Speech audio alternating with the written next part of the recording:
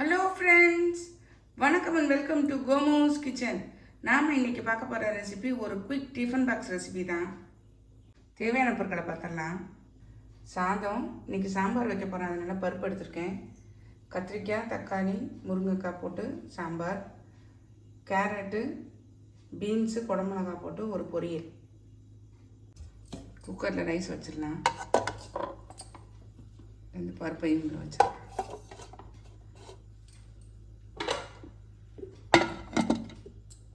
வெஜிடபிள்ஸ்லாம் cut பண்ணிவிட்டு காட்டுறேன். சாம்பார் காயெல்லாம் வெட்டிட்டேன். தண்ணி ஊற்றி வேக வச்சிடலாம். சாம்பார் பவுடரு ஒரு 1.5 ஸ்பூன் போட்டிருக்கேன்.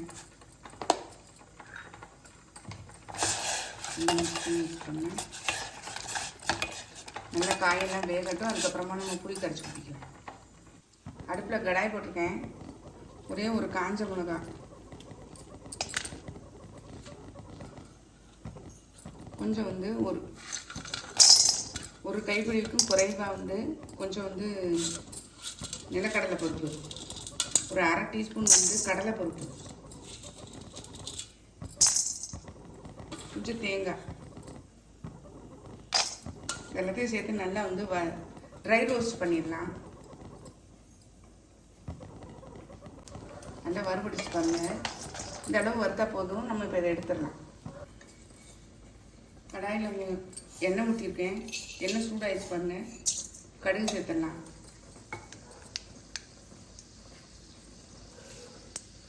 கருவேப்பிலை, வெங்காயம்,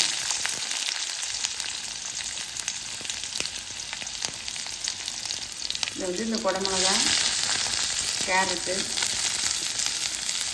பீன்ஸ்,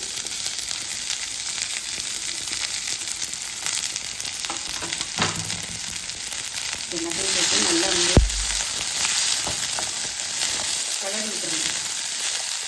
இதுலேயே அது வெந்துடும். அப்படி ஒரு வேளை வேகாதுன்னு நீங்கள் நினச்சிங்கன்னா கொஞ்சம் தண்ணி மட்டும் தெளித்தா போதும்.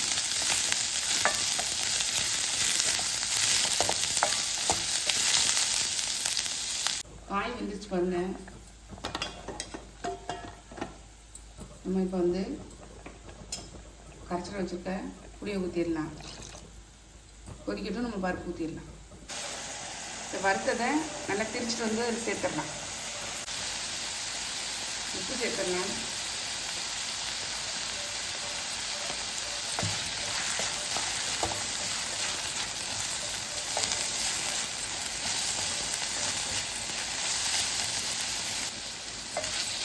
நல்லா வெந்துச்சு பாருங்க காய். நம்ம இப்போ வறுத்து வச்சு அரைச்சிடணும் இல்லையா, அந்த பவுடர் சேர்த்துடலாம்.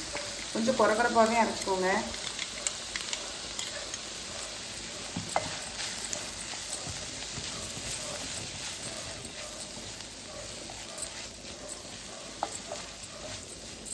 ஒரு 2 நிமிஷம் இருக்கட்டும். சூப்பராக நம்மளோட பொரியல் ரெடி ஆகிடுச்சு பாருங்க.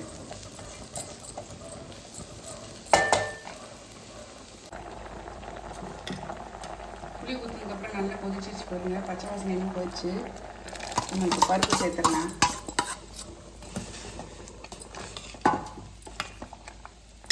தேவையான அளவு தண்ணி ஊற்றி நமக்கு தேவையான கன்சிஸ்டன்சி கொண்டு வந்துடலாம்.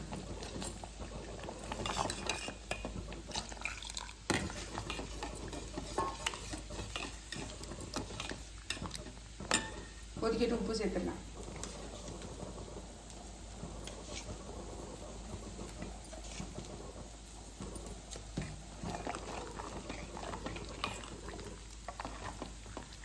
நல்லா கொதிச்ச உடனே நம்ம தாளித்து ஊற்றிடலாம். குழம்பு கொதிச்சிருச்சு. நம்ம கொத்தமல்லி தழை தூவிடலாம். தாளித்து ஊற்றிடலாம்.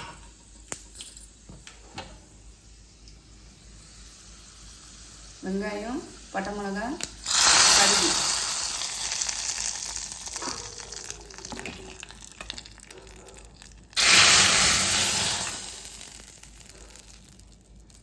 அவ்வளோதான். நம்ம சாம்பாரும் ரெடி ஆயிடுச்சு. உப்புமா பார்த்துக்கலாம். கடாயில் எண்ணெய் விட்டுருக்கேன். கடுகு,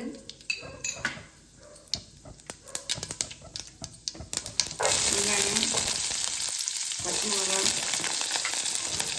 கைப்பிடி அளவு கேரட் சின்ன சின்னதாக கட் பண்ணி வச்சுருக்கேன். கொஞ்சம் வதங்கிச்சு பாருங்கள். இதுலேயே வந்து நம்ம இந்த ரவையை சேர்த்துடலாம். அதையும் சேர்த்து நல்லா வறுத்து விட்டுடலாம். வறுத்த ரவை வறுக்காத ரவை எதாக இருந்தாலும் சரி தான். கொஞ்சம் வந்து வறுக்கும்போது இன்னும் கொஞ்சம் நல்லா வாசனையாகவும் இருக்கும், நல்லா உதிர் உதிராக வரும்.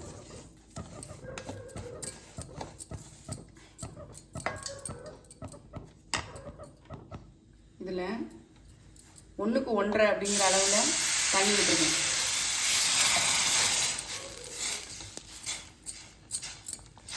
உப்பு சேர்த்துக்கலாம்.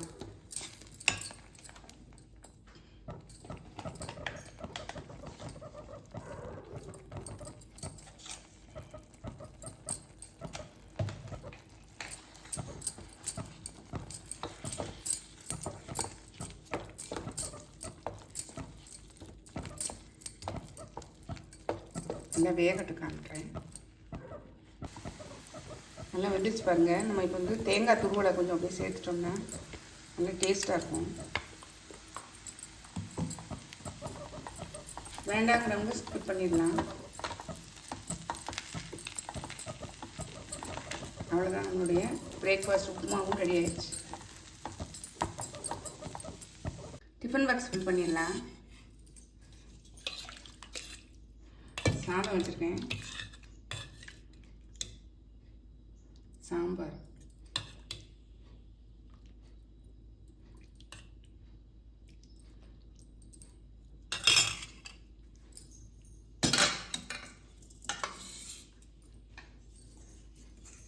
பொரியல் வச்சுக்கலாம்.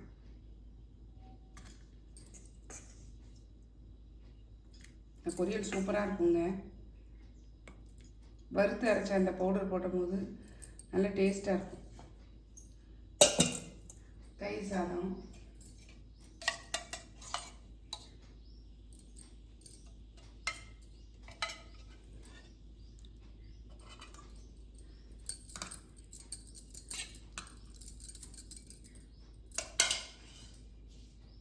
இதுலேருந்து மாங்காய் ஊறுகாய்.